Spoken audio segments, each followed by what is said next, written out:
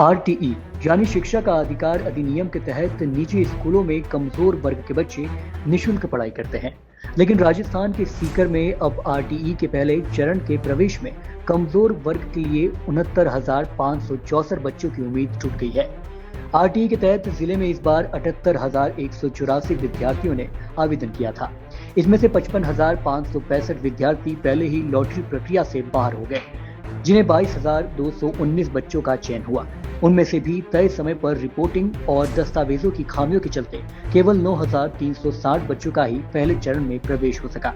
हालांकि आरटीई के तहत स्कूलों में प्रवेश का दूसरा चरण 21 अप्रैल से प्रस्तावित है, लेकिन उसमें भी 10% से अधिक प्रवेश होने की संभावना कम मानी जा रही है। ऐसे में इस बार जिले में आवेदन करने वाले कुछ विद्यार्थियों में से करीब 75 से 80% बच्चे निशुल्क प्रवेश से वंचित रहेंगे। आरटीई के तहत लॉटरी में चयन के बाद भी जिले के 4,793 विद्यार्थी निशुल्क प्रवेश से वंचित रह गए।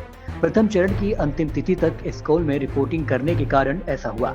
शिक्षा विभाग के अनुसार लॉटरी में चयनित 22,619 बच्चों में 17,826 विद्यार्थियों की ही स्कूल में रिपोर्टिंग हो पाई।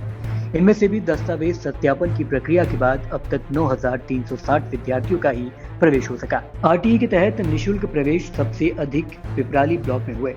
यहाँ 158 निजी स्कूलों में 20,352 आवेदनों में से 4,771 बच्चों का लॉटरी में चयन हुआ।